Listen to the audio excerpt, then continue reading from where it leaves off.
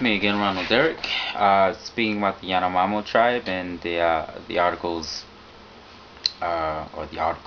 about it. What struck out to me, like most of my fellow classmates, was the duration and time this man spent there. 25 years is outrageous.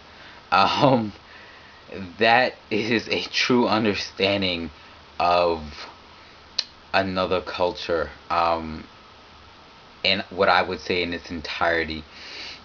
Another thing that definitely struck out to me was his first experience to watching the men, the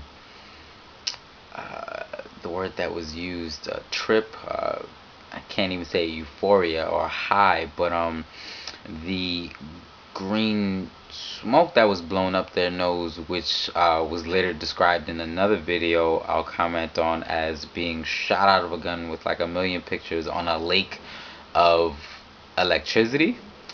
That is a high you can keep with green snot coming down your nose. That definitely struck out to me. The fact that these people were indigenous to the jungle, known as the foot people. They pretty much keep away from the river. That's just not their place. The fact that that was mentioned, it really didn't surprise me that the hygiene standards in this culture weren't as high as we would consider them to be, or consider ourselves to be, if you get my meaning to that.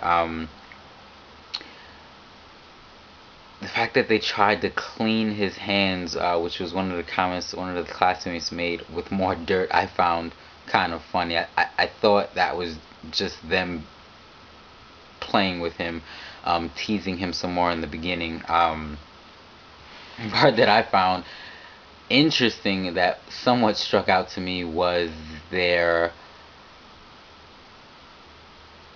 emotion towards food and debt. The fact that a banana could be given from them, and what would be expected in return would be something outrageous, like an entire machete for a piece of meat that was given like 4 years earlier. I thought that was kind of outrageous, but it also showed very good memory. Yeah, you remember that time I gave you a piece of meat and you ate it? Now, 4 years later, I need a machete and you have it.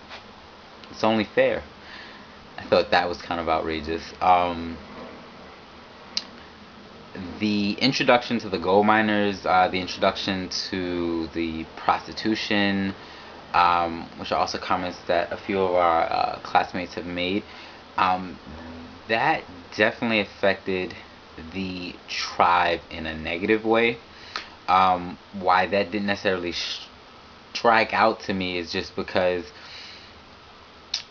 being in a society or a culture like that, education, in my opinion, isn't a high standard or a way of living.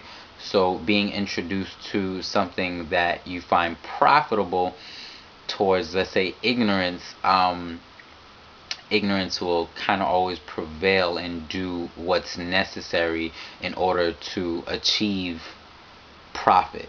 So that part didn't really strike out to me as much as it did some of the other students. All in all, the Yanomamo tribe, very, very violent, which was also one of the reasons why I was so surprised he stayed there that long. Something like 25 attacks in like 15 months. That's outrageous. The fact that he felt comfortable enough that he wouldn't himself be attacked, killed, or just badly injured, shows his true dedication to his science. And to say that I could do such a thing would definitely be a lie. 25 months would be a long time for me, let alone 25 years. Um, yeah, that's Yanomamo tribe, my opinions, and 110%. Yay!